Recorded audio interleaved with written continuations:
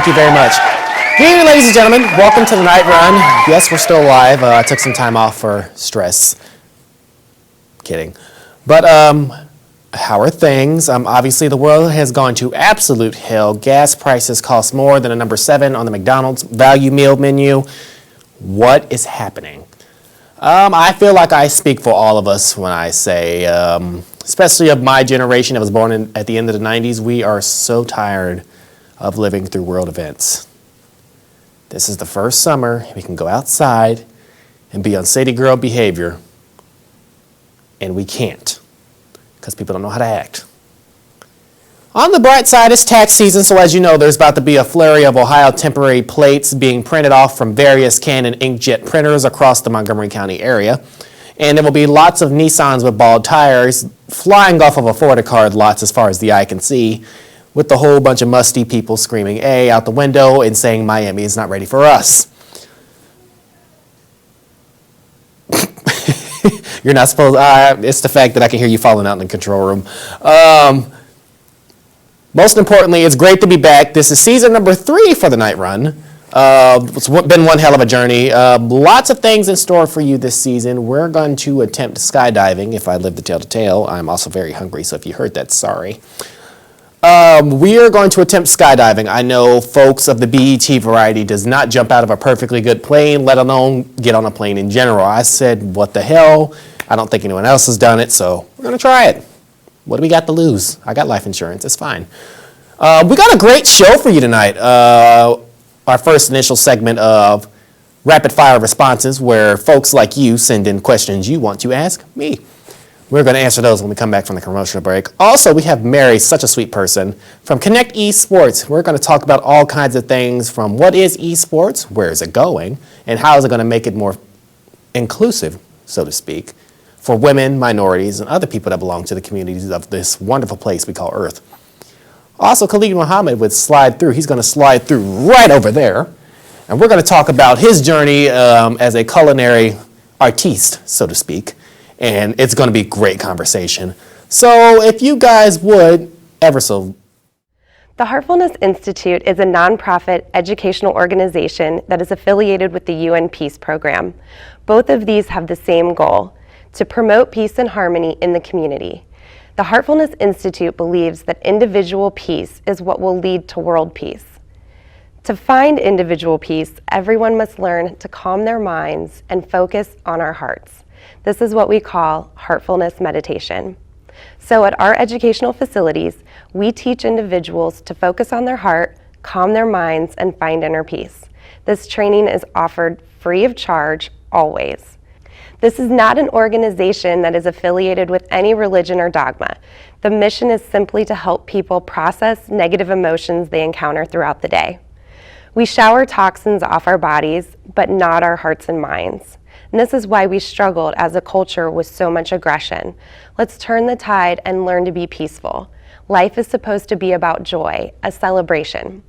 The Dayton Heartfulness Institute offers free meditation sessions to about 40 locations in the greater Miami Valley area. The 2 main centers are located in Beaver Creek, Ohio, one on 3153 Lance Road, and the other conveniently at the mall at Fairfield Commons. You can drop by to get free guidance and sessions from certified trainers. We also offer classes periodically to learn to live from the heart field. You may check out details on these classes and other locations at our website, DaytonHeartfulness.org. We also have a free app you can use from home, Hearts app. Join us any way you're able to find your own inner peace. Let's meditate. Hello, I'm Emma Scoville. And I'm Lake Miller, and we're here to tell you about NCCJ. Since 1978, the National Conference for Community and Justice of Greater Dayton, known as NCCJ, has strived to eliminate all forms of discrimination by challenging stereotypes, celebrating differences, and creating justice.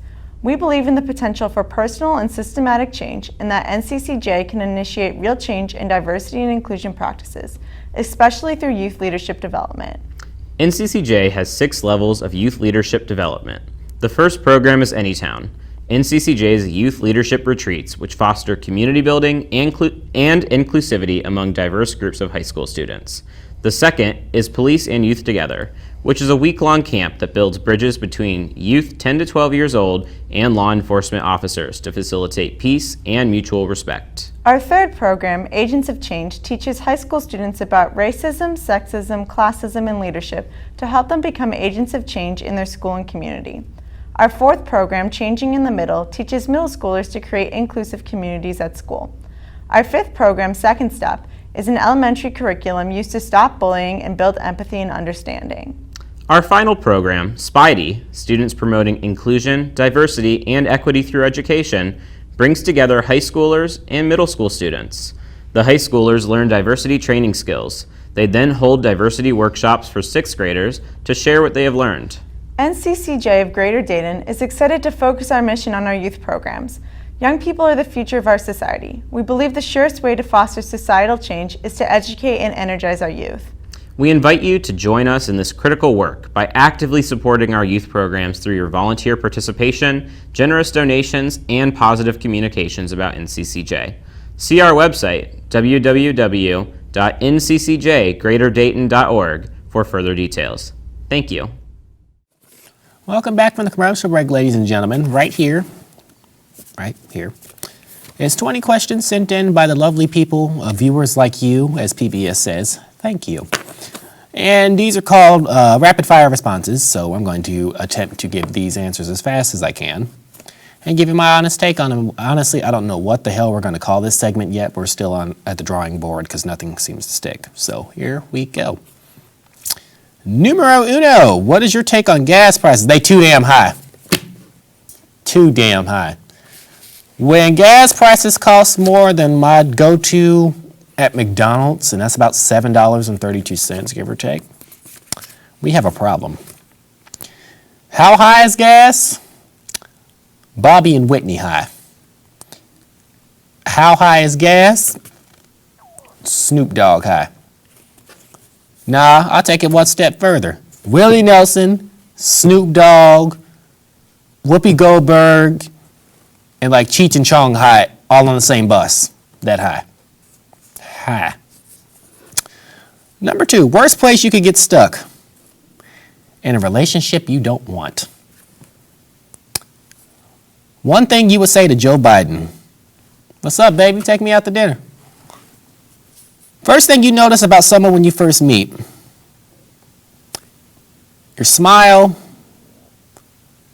your nails, and how you speak. Because that tells me whether or not you're a reactive or a proactive person. Fashion trend you don't get. What the hell is with the one side shaved and you got hair on the other side? Like, I don't get it. Like, please explain that to me. To me, it makes no sense, but get it how you live, to each his own. But don't that side of your head get cold? Or do y'all save on shampoo and conditioner? Or how does that grow back? Enlighten me. Please. I'm confused. Number 6, the celebrity that annoys you the most. Well, here we is. I'm going to go ahead and choose the fast answer, Kanye West. He annoys the hell out of me. He got himself into that mess. Did he not read the saga of what happened to Lamar Odom? And you go, not only do you get comfortable, but you decide to have children. And now you're making a complete ass of yourself on the Lord's interwebs and broadcast airwaves, and now you won't help. Somebody needs to come get this man and take his ass home. Besides, his music's been trashed since like the mid-2000s anyway. What advice did you get that was the most important? Well, most rewarding. That's obviously I can't read. 90% of your friends are not your friends. They really aren't. That may not make sense to you now, but let it simmer. Maybe a year or two from now, you'll get it. You'll be like, aha, he was onto something. Indeed, I was. Craziest thing you've ever experienced while truck driving? Another truck hitting a wild turkey. That was insane. I've also hit a hawk with one of my exhaust stacks. We won't tell anyone. Favorite childhood memory? Not having to work and pay bills. God damn it, that was such a great time in my life. If your siblings weren't your siblings, would y'all be friends? Maybe? I don't know. Maybe it's the fact that we're related is the reason why we haven't killed each other over the years, so there's that. Number 11, the biggest lesson you learned in life. Everybody that claps for you ain't rooting for you. Everybody that you think is real, 9 times out of 10, they have ulterior motives. And 9.5 times out of 10 is the people that don't make a spectacle out of supporting you are the ones that'll be your truest people in your circle. Take that and run with it. What's your favorite food? Lobster. Lobster tails. Love lobster tails. We go all out of Red Lobster. It hurts my pocketbook later, but it's fine. Thoughts on America currently? We're not going to make it, are we? How do I feel about America right now? I feel like America is going through that teenager phase where hormones are all over the place and we really don't know what to do right now because we're so outraged by the imbalance of hormones, and we haven't found that happy medium in quite some time, and now everyone's pissed because now we're coming out of the pandemic and walking straight into the crisis in Ukraine, and everyone's stressed and inflation is skyrocketing, gas is too damn high, so is a loaf of bread, so is a gallon of milk, so is a loaf of milk, which is also known as cheese. And I feel like it's just pure pandemonium and stop the damn match already. Whatever the safe word is, this whole crisis stuff that's going on, this kink is not for me. Whatever the what the hell did you just do? What am I looking at? Thank you. Whatever the safe word is, get me the hell out of here. I can't take it anymore. What is your greatest achievement? My greatest achievement is waking up every day and getting a chance to full send or no send, because the next day is never promised. What made you get into television? Well, it all started with a call from Shirley to Barbara. Joking. It all started when I would stay up well up past my bedtime to watch The Late Show with David Letterman, and then watch Late Night with Conan O'Brien and Craig Ferguson. And I watched Arsenio Hall's second reboot at the Arsenio Hall show. So they were big inspirations to me. I don't know. It's just something I've always idoled broadcasters, and I don't know why. I was weird. So, yeah, that's how I got here. 16, if you saw a not so cute, ooh, Jesus. Oh, God, okay, if you saw a not so cute baby, what would be your response to the mother?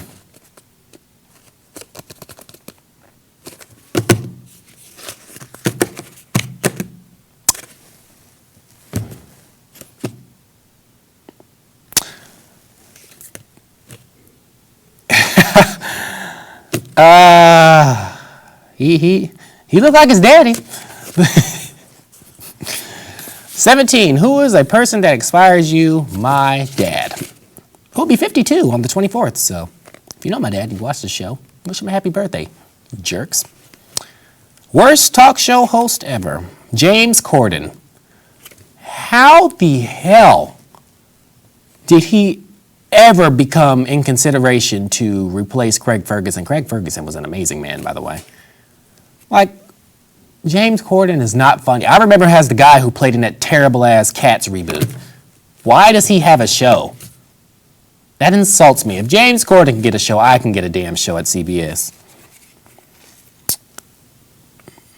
Can you do a funny impression of someone?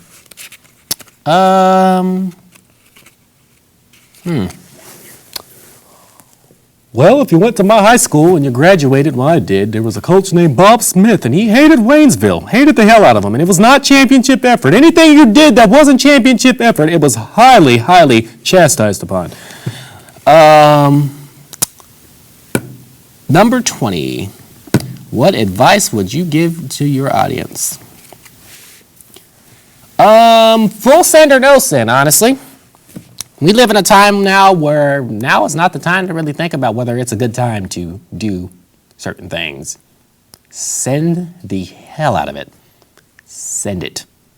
Send it. You'll thank me later. A lot of people have a lot of big dreams, and they're wondering whether or not the risk is worth the payoff. You never know. Sometimes you got to take that leap of faith, and again, full send or no send. So, that was dope. That was dope. You ain't worth a damn for number 16, though. Because now I got to, every time I see somebody's baby, and, you know, I love kids. I do. But damn. So, yeah. But to go back to question number 3, one thing you would say to Joe Biden, dude, where's my car? So when we come back, I will be here in my seat. And this is a very comfy chair, by the way. I highly suggest you guys come on down and try it out. Mary from Connect Esports will be here, and we're going to talk everything video games. You guys stay tight. We'll be right back.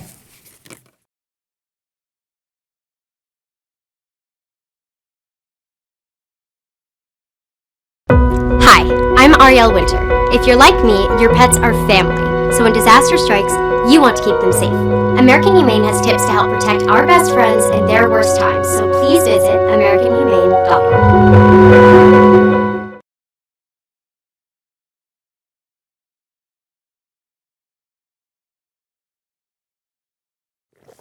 Oh, hi there. I'm Dion McElrath, host of The Night Run, starring Dion McElrath. You can catch me right here on this amazing network, Dayton Access Television, the voice of the community, the voice of the Gym City, and gives us all the ability to express ourselves through multimedia. My name is Roberta Jacena, and I want to talk to you about a deadly disease that is more prevalent than AIDS, ALS, cystic fibrosis, and multiple sclerosis combined. It's called lupus. It is the least known and least funded major disease in America. Please join the Michigan Lupus Foundation to help eliminate this tragic disease. Contribute, volunteer, and visit milupus.org today. Welcome back to the program, ladies and gentlemen. I lost like 10 pounds while I was on commercial break. It's called fasting because there's nothing to eat here. It's great. Right here at my desk, I have Mary from Connect Esports. Hi. Welcome to the show. We're really glad to have you here. Thank you. I'm excited. I can tell. So tell us a little bit about you and where are you from and what got you to esports? Because you brought me as the kind of person from first glance, like, she does not play video games.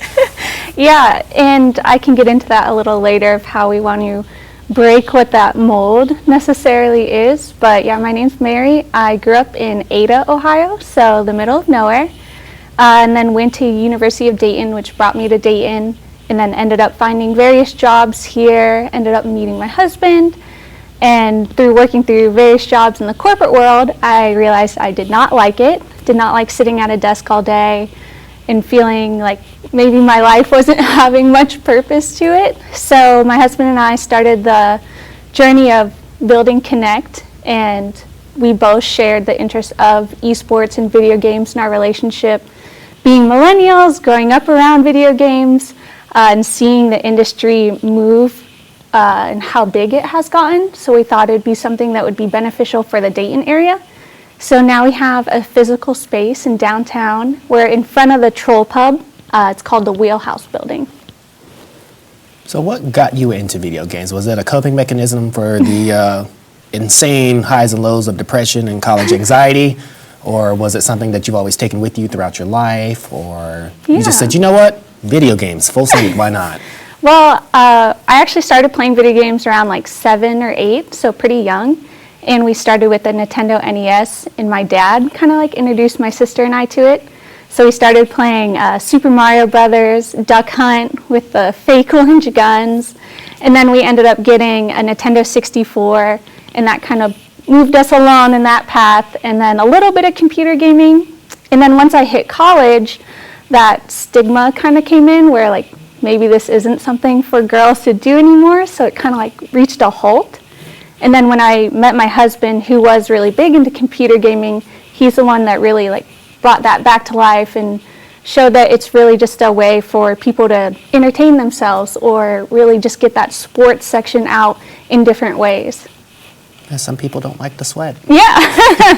Or just like entertainment-wise, some people like to watch football or basketball on TV. The same things exist with different types of video games too. And that kind of came out to light more, especially in 2020. There were certain esports being broadcasted on ESPN, for example, because real sports weren't happening at that time. I mean, you got to They're like, we got to fill the airtime.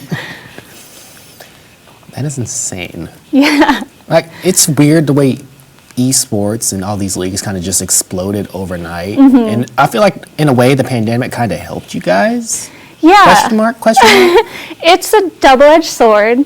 So it definitely helped with the name esports being more popular. Like, people had been like, oh yeah, I've heard of that kind of, it's like video games, right? But on the double side, having a physical location in 2020 was not fun. We ended up opening in 2020 because we had signed our lease in 2019. The landlord's like, hey, got a contract, you ready to open? We're like, absolutely not. Honesty is the best policy. Yeah, so it helped us branch out more though, because I'd never envisioned doing online aspects to our business being in person, and then it forced us to really think about how do we get people at home engaged, or maybe even not in the Dayton area with our business that hadn't ever been in the plan before. Now, what was your favorite game to play growing up? It was Duke Nukem. If you've Never heard of ever, it's a little bit of a cult classic. It's not quite known, but it's pretty much like a alien shooter game. I have no idea why I loved it so much, but it's my favorite game. It was the Grand Theft Auto trilogy for me. I had no business playing it, but that's Exactly, fine. we were all playing it. We all did it. We had a PlayStation 1 after the Nintendo 64, and we had Grand Theft Auto, and definitely way too young to be playing that It type of builds game. character. Yeah, It builds character. we're all fine. It's fine. There's nothing like a 6-year-old with the car and a prostitute. It's fine. It's fine. It's America. It's traditional values. But I'm more of a simulator kind of guy. I always have been. Is that becoming more popular? I know Euro Truck is a lot more popular. Me personally, I don't like the look of Euro Trucks. I do drive trucks. I never like the look of them. I heard American Truck Sim is fun, but the community is very toxic. You get that quite a lot in different types of communities, and so we named our business Connect to bring people together in this online space, but also in person. And we are pretty strict on allowing people to say or do certain things both in our Discord, which is an online chat feature, or on our stream, or playing in person, because it's so easy when you're behind a computer or maybe not getting that healthy competition side to video games to really let rage kind of creep in, especially for younger people, because they may not have that positive role model in video games to really model themselves after, or realize, how do I handle these really big, complex emotions that come up in a competition. And so hopefully having these types of organized events allow them to filter that through, because there's a lot you see. I am well aware. Yeah. It's nothing like watching a stream and watch someone get demonetized because they done slipped up and said something they had no business. Exactly. I'm like, oof, couldn't be me. Could not be me. I can get away with just about anything here. In regards to that, like, how does one go about with is like a league that works up to a playoffs and like a finals or something like that? Is it kind of like the NBA or? Yeah, we do a lot of different things. So we're a physical space where you can come in and just play casual video games. So for $5 an hour, you just come in and play on our racing simulator, try out Euro Truck Simulator for an hour, and hang out. And then we offer tournaments. So for a one-time event, let's say there's this popular game called Valorant that you really love, and you have your team of 5 friends. So you could sign up and play in that event that we host and stream and have casters and everything. So you feel like you're really playing for something else. We also give out cash, so that's an incentive. And then for leagues, one of our biggest leagues is actually Super Smash Brothers. So I'm sure you've heard of that game. Yeah. So they physically come to our space every single Wednesday, and then they work towards getting like a PR rating at the end of every season, and they travel around throughout Ohio too, which is really awesome. Travel and play video games. Yeah. What a life. What a life. You guys ever get a train simulator? I'm sold. I'm in. We'll have to buy one today, and you'll come in. I will definitely do that. Like, honestly, I will definitely do a segment there. That would be so fun. I mean, because I'm going to embarrass the hell out of myself. Doing something I've never done before. I like Call of Duty. I will rage quit so fast in the most calmest way. Like, you know what? Not even doing this. Yeah. We are done. It's not even about shut up. But video games, watching them evolve over the course of 5, 10, 15 years, it's insane what they're capable of now versus with the PlayStation 1. Yes. Because the graphics were absolutely trash. We thought it was the greatest thing in the world. You had no idea, like you thought the little blocks were absolutely perfect, and now if there's a hesitant of like motion, people are like, this is garbage. Like, this is absolute garbage. You don't know what we grew up with. We came from the trenches with absolutely nothing. So right now, what is your most popular game at Connect Sports? What is your what's the, just have to play it, I have to play it, everyone's going after it? We have a few different popular ones that rotate out. So Valorant is one, and that is a 5v5 shooter, and it's kind of like capture the flag. Fortnite is still popular. I know people like to say they don't like it anymore, but we still get quite a lot of people playing that game. Super Smash is huge in Dayton area, in Ohio. I don't think that'll ever go away. I feel like that's one of those timeless video games that everyone's just going to love it until the end of time. And then fighting games. So Tekken, Guilty Gear Strive is a newer one. They rotate out whichever ones they like to play for that. Cool. Oh, that sounds pretty awesome. Now, where does your husband come into all of this? Now, because that I feel like that's an interesting story that we've been building up to. So, Yeah. So where do we get to that point? So legally in Ohio, if you're married, your business is owned 50-50. So we own it 50-50. He is a full-time engineer, and then he helps a lot with the technology side. Since I do the day-to-day business operations, he helps with all of our computers and keeping up with their maintenance. He's the back end for our streaming, kind of getting all of that, what the world sees when we produce our events. So that's really his like passion anyway, is audio and video. Just behind the scenes. Yeah. The little guy that no one really He actually is sees. extremely extroverted though, so we kind of balance each other out a bit. How does that work? It's great. I'm more the introvert that can be in social situations, and Let me he's guess, you have just to very prepare like natural. about 24 hours in advance. You have to work yourself Exactly. up for it. Yeah. I have the calendar of events that we keep track of, and he's like, hey, can we do this? I'm like, it wasn't on the calendar. Type A versus type B. Sounds like a healthy dynamic. Yeah, Sounds you like need to have some balance. You're just like, okay, it's just one day, it's one event. We're going to be fine. Yes. We're going to be fine. In your inner psyche, none of this is okay.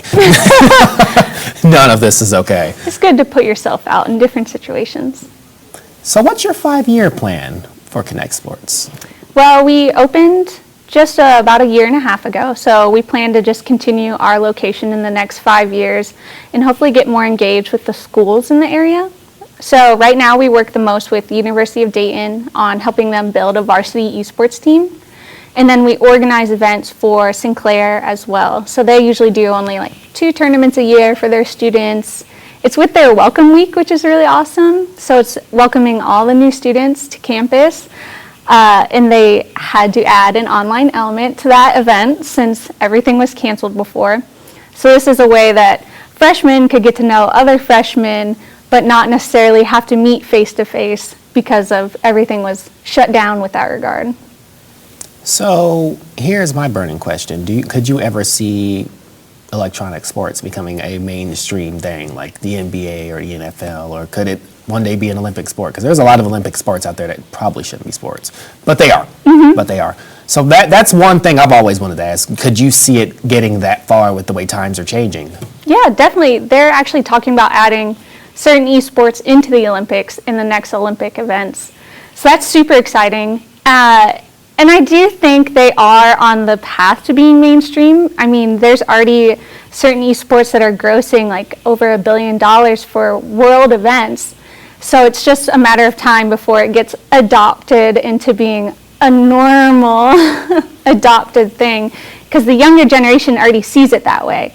So It's it the just takes a boomers. little bit of time. It's the boomers. And when they do come in, like there's parents who maybe are a little nervous, they're not sure what their kids are walking into, but they're supportive because they know this is a passion of their kids.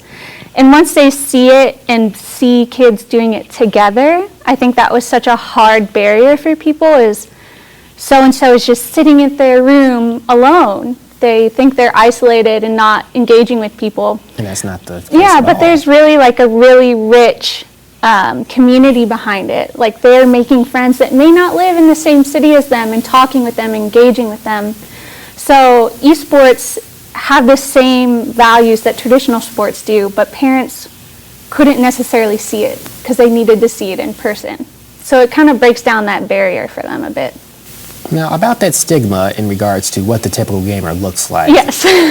What's your game plan on that? What's the ultimate goal we're going for? Yeah, so I know everyone kind of has that picture in their mind, and I think video games, they necessarily think maybe male, in a certain type of male, let's say.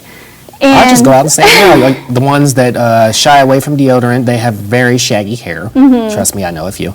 Sorry, guys. But And I think that goes back to maybe like 90s nerd culture, where it was a lot of counterculture, and video games went along with that.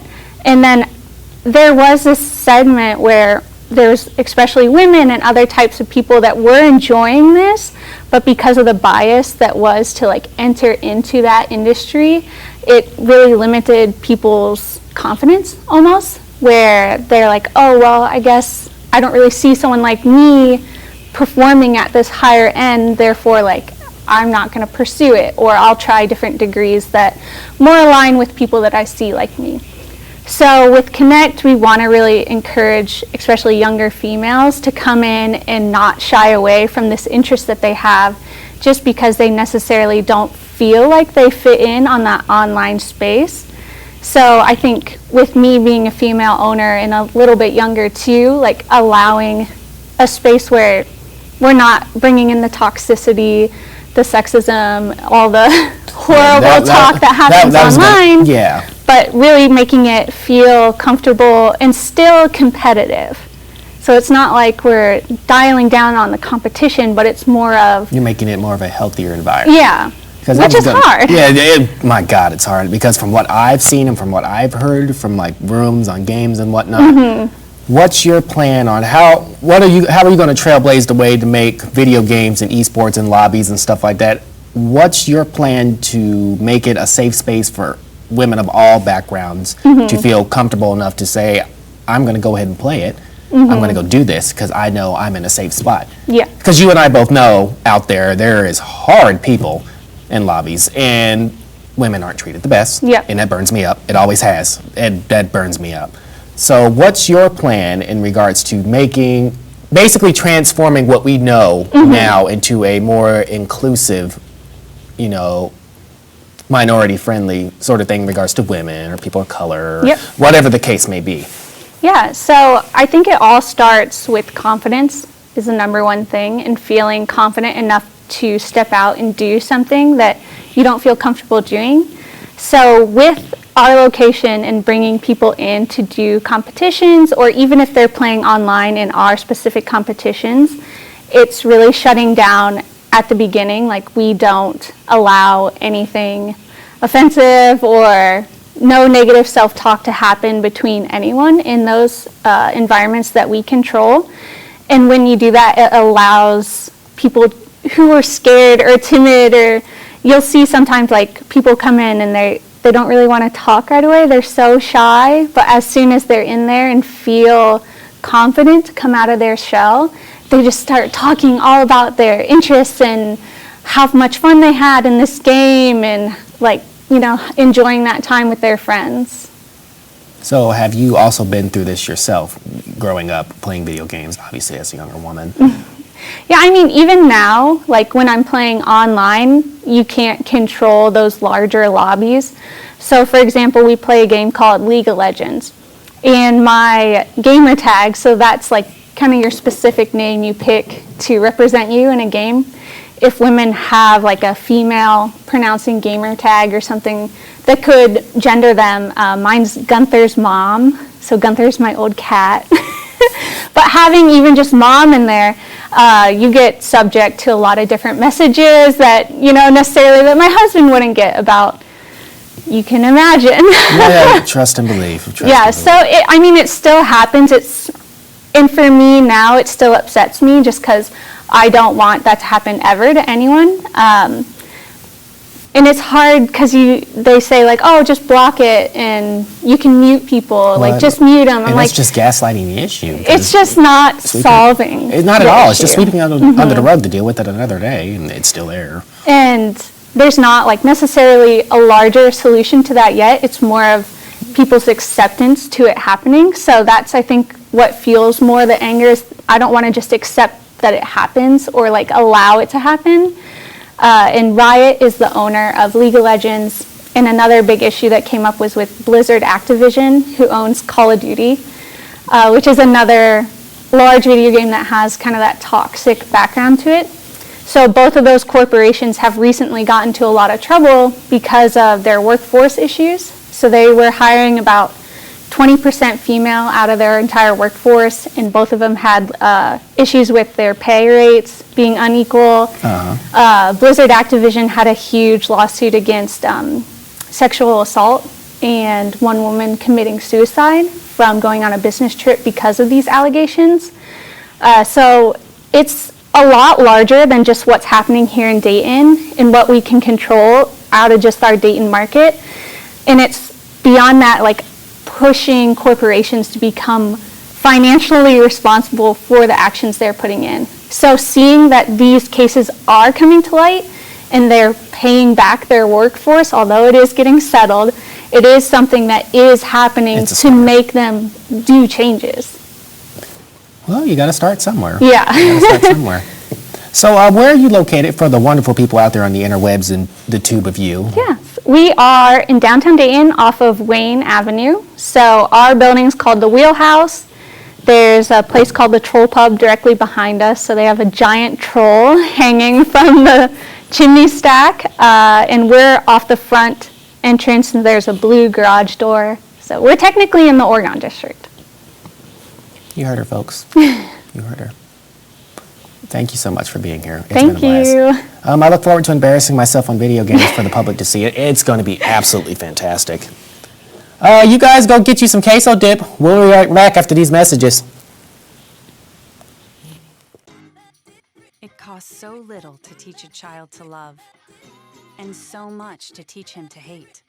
These simple but profound words from our founder have been guiding Boys Town in our work with kids and families for over a century.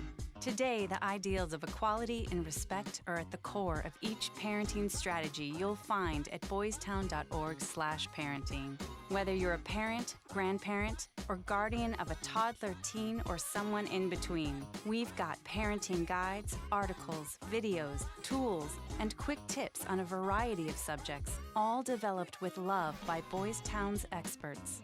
Teach me respect. Teach me patience. Teach me kindness. Teach me love. Visit boystown.org/magnet today to receive your Teach Love Magnet. It's a great reminder that the change we want to see in our world begins at home, and Boys Town is there to help along the way. Welcome back from the commercial break, ladies and gentlemen. My good friend here, Khalid Muhammad, has slid through, and you'll see on the shirt, that is a wonderful play on words, and I don't need your laughs. I'm the one with the desk. But welcome to the show, my brother. We're so glad to have you here. Thank you so much. I appreciate you all welcoming me here. So tell us a little bit about your background, what got you into the food business, that kind of stuff, and I take it you're locally born and raised here. Well, actually, I'm not. I'm from the south side of Chicago, Illinois. That's where I was born. I want to say I was raised in about half of the continental United States because we moved around so much growing up. But the bulk of my life I spent in Chicago. I moved here for culinary school about 4 or 5 years ago. I went to St. Clair Community College. I got my degree in hospitality management and culinary arts. And you know, going to culinary school was always a thing for me. It was always my passion. I've been cooking since day one. I actually come from a family of 8 siblings, so I'm somewhere in the middle, somewhere. Sometimes I lose count because there's so many of us. Yeah, I come from a family of 5, so I get it. Oh, so you understand? I get it 100%. Yeah, so you know, I came from a big family, and I feel like as soon as they noticed that I had an interest in cooking, that was like, oh yeah, that's the chef of the family. So that cooking talent sort of got honed by cooking for all these kids all the time, you know, and my siblings are picky. I feel like I got their palate used to being, you know, a little spoiled because they know good food, they know subpar food. But my grandfather, He's from Italy, and he's always had a passion in culinary. So my first cooking experiences that got me into it was, cooking with him teaching me traditional recipes from Southern Italian cuisine. My mother, she's always really been into cooking, just like a lot of my family and my aunt. So between those three people, they were the ones that really inspired me and sort of honed my culinary craft. So when I came of age, it sort of like pushed me off into culinary school, but that was always a passion for me, So finding Sinclair, that was like a last minute thing, it was the last, I think it was 2 weeks before school was supposed to start. And there was another school that I had settled on, but there was a little bit of misunderstanding with a culinary program and a nutrition program, which are two different things. And in culinary, you get a little bit of nutrition, but you don't get a lot of culinary in nutrition, Right. So yeah, that was my walk to Dayton, Ohio. I actually never heard of Dayton until I got here. And when I got here, to see the cultural significance that Dayton has, not just to the United States as a whole, but particularly to the black community, it really hit me like, man, I can't believe that this is a place I've never heard of before. So graduated school, started working for a few really good catering companies and working under some good chefs, and took the leap to move out on my own and start my own food truck. That's always been my passion. Hey, you had a dream and you went for it. Exactly. You went for it. Yeah. So tell us about the food truck. What's the palette of the food truck? Okay, so we love food here. We love food here. Oh yeah, don't we all? We're all low-key foodies, even if you're into the whole health side of things. We all know everybody has their cheat day. Right. And what we like to do, we like to promote flavorful, all-natural, locally sourced menu items. So we try to buy it local as much as possible. Like even our buns, we get our buns from a local distributor. We try to get as many veggies as we can from local distributors. And in the next couple of years or so, we're going to be working with local growers and farmers so that we can try to make the predominant amount of our food that we use locally sourced. Because we're all about supporting local businesses, particularly local black businesses. So we call ourselves Slide Through because we slide through your event, help you have a good time, serve you some good food, and we slide out of there. So we serve classic sandwiches in the form of a slider. So you're not talking about your typical, funny looking little meat patty with some cheese and a dry pickle on it, on some crusty buns. We're talking real gourmet, flavorful stuff. We're all about taking tons of flavor and packing it into something, as small as a sand dollar. So we have, from all of our flavors, we have buffalo chicken. We call that our buff chicken. We have our flipping the birdie slider. We call it flipping the birdie because it has two kinds of birds on it. It's got marinated chicken thigh and candied turkey bacon as well. So that's like a chicken bacon ranch type thing. We don't use any pork products. We're all straight, 100% no pork. We have our Fresh Prince Philly slider. That's our highest seller right now. And we also have our Black Betty, which is a black bean vegetarian slider. So those are sort of like the Avengers of our menu board right there. Those are the main ones, and every month we rotate a specialty slider that's either dedicated to a theme of that month. Like Halloween, we do our Bavarian. It's a play on words, Boo and Varian. Yeah. It's a Bavarian pretzel bun slider with a ground chuck beef and beer cheese on it. And we crush up some pretzels on top. So essentially we got about, I feel like I stay up until about 3 a.m. just writing down flavors sometimes, and I'll drive my wife crazy with it. Because I'll wake her up like, baby, I got a new slider flavor. You got to hear this. She's like, it's 4:30 a.m. Talk to me about it later. But she's always been really supportive with me 100%. But we've got flavors to come. We've got a lot of surprising things coming out for the city to try. So hopefully this is your year, because we've been not allowed to come outside the house for the last 2. God. Thank God. So in regards to your journey to getting to where you are now, coming from the south side of Chicago, and you're moving around a lot, so you never really stayed in one place for too long. No. How have you overcome that? How was that a challenge to you with being moved around so much? How did you adapt? I feel like the biggest challenge that came with that is, finding somewhere I could really call home. Chicago, that'll always be my home, 100%. But moving around so much and, going to all these different places, there's pros and cons to it. So, I could take time focusing on the cons. It was, felt a little unstable at points, and, trying to find somewhere where I could really plant my feet and say, this is my home, or this is where I'm going to feel comfortable for the next few years of my life. I could say that, but, focusing on the pros of it, I was exposed to multiple parts of life. I'm talking from the deep, deep, deep south of Birmingham, Alabama, from Savannah, Georgia, it just everywhere. So the positive part about that was being able to learn cooking. I try to learn something as far as cooking goes from everywhere that I've ever been. If I'm there, I know there's a restaurant there, I know there's a chef that runs that restaurant, and that's somebody who I can talk to, whether it be a short demonstration, some advice over the phone, or actual mentorship under that chef. I've tried to learn from everywhere that I've been, so learning some of the southern cooking aspects, learning stuff from the Midwest, learning stuff from the North, being able to combine those, it played a huge role just in my time as a chef, and I'm young in the field. There are people who've been doing this for 25, 40, even 60 years. Right. So the excitement that I have to be able to learn so much more is what really helps me keep going. That's my motivation in this field. So who was really that big push behind you? I know you said in general your family, but right. who was your hero that said, you know what, this is what you're going to do, and I'm not going to let you fail. We're going to do this together. My mother, 100%. My mother, since day one, whether if it was teaching me how to make whole wheat bread from scratch or navy bean soup, those staple family recipes, she was that driving force that was like, if this is what you want to do, I'm going to support you in this 100%. So that's why, I've got all these people that helped me get to where I am, and all these people who have been a part of this journey for me.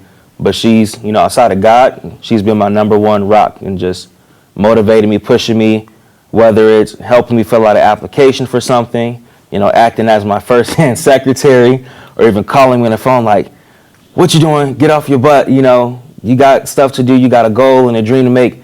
Get up and go do it. Just like everybody, there comes a point in your career where you can get a little stagnant. You can get a little unmotivated. But I've got some really good people, from my siblings to, like I said, my mother, my wife. I've got some really good people backing me 100%. My grandparents, they've always been very involved in my career and my life and everything like that. So when they say it takes a village, it really does. But Mom, that's number one. That's good stuff. So during the commercial break, we talked about you studying abroad in college, and you mentioned your trip to Scotland. How was that a culture shock to you versus what you're used to in the States? Okay, so I'd say that up until that point, the biggest culture shock that I ever experienced was going from the city of Chicago, super fast paced, everything's moving around you all the time, to Birmingham, Alabama. And Birmingham is where I was at right before I came to Dayton. And I'm not talking about like the city Birmingham, Alabama. I'm talking like the only thing you can do when you're bored is go to Walmart, go to the movie theaters, or go to the grocery store. So I managed a subway out there, and getting off that Greyhound bus and going from sweater weather to 90-degree weather. Up until then, that was the biggest culture shock. So, fast forward, I'm going through culinary school, and I get this opportunity from St. Clair to travel abroad to Scotland. That takes the icing on the cake. Being able to see people who, live their lives and go about their day, just to know that there's other people in other parts of the world that isn't the United States. Just to know that there are other people living their lives, taking care of their families, enjoying their lives. That culture shock wasn't a negative experience for me. It was a positive experience. And being able to learn a lot of different things about their culture that I had never learned, and being able to meet a chef. He's a Jamaican chef, and he owns, I think, if not the only, the most popular Caribbean restaurant in Edinburgh, Scotland. So me and a couple friends, we went there. I was still a vegetarian, like I said, so it was a jackfruit vegan curry, and it's probably the best curry I've had in my entire life. Not a big place, small little place, but everything is cooked from scratch. He's using his grandmother's recipes, and just sitting down for a minute, getting to pick his brain and, learn what it's like for him coming from one side of the world to the other side of the world, cooking your food with something that they're not used to over there. To me, that was the scariest thing that I can imagine. Like, you've got to be brave to take your cuisine, your culture, and go to somewhere that's sort of in contrast with that culture, and to cook your food and have confidence that you'll run a successful restaurant is terrifying. But those are the leaps that you got to take to succeed in this field, and he's definitely succeeded in that. Hey, it's full send or no send out here. I mean, go hard or go home. Hey, closed mouths do not get fed. Hey, literally. Literally. So what is your 5-year plan for Slide Thru? What are we sliding through in 5 years? Oh man, we've got so much that we're working on. I like to say my undiagnosed adult ADHD sort of aids in that sometimes. Hey, ADHD is a wonder when you apply it correctly. No, seriously. There's pros and cons to it. But in the next 5 years, outside of the slider flavors that we're bringing, we've got so much more. We're getting ready to add milkshakes to our menu. Like I said, we're working with local distributors, try to make at least 90% of our ingredients locally sourced. And you never know, a brick and mortar could be involved in that somewhere. We're just going to stay humble, stay prayerful, and just keep working hard. But our goal right now is just to give Dayton our flavor, keep going to these different places. And I like Dayton because you could be in anywhere within a 50-mile radius and say, oh, I'm in Dayton, Pretty much. Yeah. And we're just a hop, skip, and a jump from Cincinnati. If you sneeze hard enough, you're in greater Cincinnati areas. Exactly. So we're like strategically located to where it's a prime market for you as a food truck owner. Yeah. There's so many colleges around here. Oh yeah, and that's one of our our other goals is to get more acquainted with these local colleges, because something that's really personal to me about my company and what we do, I don't like to break the bank. I don't like you to look at our price board and say, that looks delicious, but I can't afford it. There was a time where I was a broke college student, so I wanted. You've been there. Yeah, I wanted to be able to afford something delicious. I didn't want to compromise with my palate, and that's something that's really important to me because I'm sort of picky and bougie when it comes to my food. But at the same token, I'm willing to experience different things. But yeah, we don't like to break the bank. We want you to be able to spend, a little bit of money and to be able to enjoy a really good meal.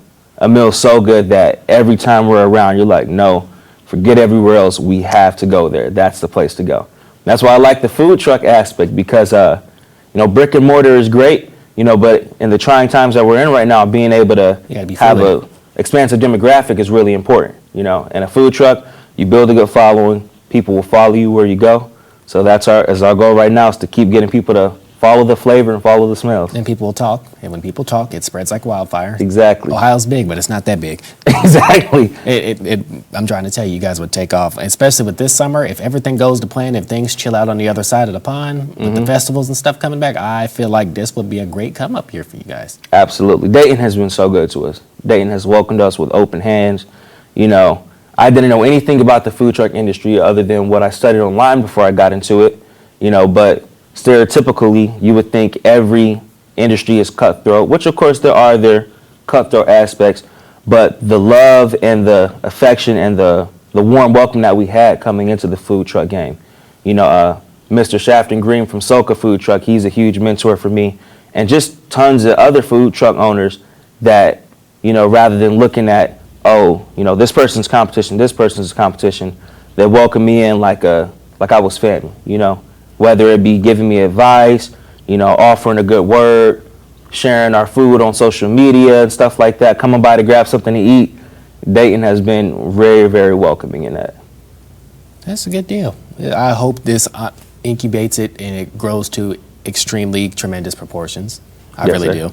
I feel like it's really going to take off this year. I do. I appreciate it. That's the goal. That's the goal is to take these small sliders that we have, these small little burgers, and make a huge difference with them, and that goes beyond food. That goes, into all types of things that we're working on. One of our passions is to be able to give people a second chance.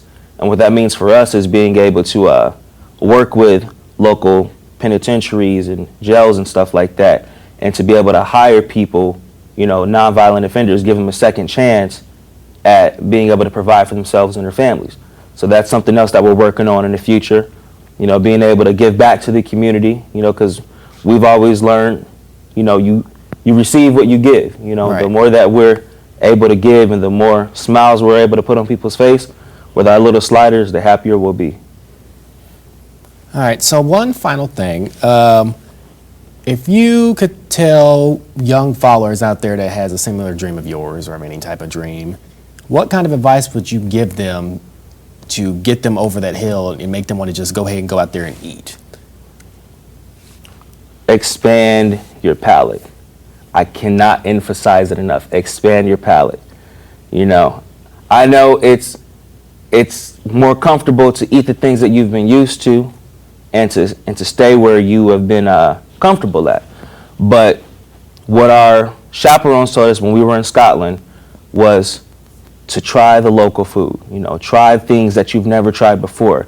You don't go to another country and the first thing you look for is a McDonald's, And I know some other countries have different menus or different menu items on their McDonald's menus, but don't get so caught in your own bubble that you're not willing to try these new things. And that's for chefs, that's for anybody who has a culinary passion. Even if you don't have a culinary passion, some people just like to eat, I know I love to eat. Hey, I'm trying to tell you. But, experience different things.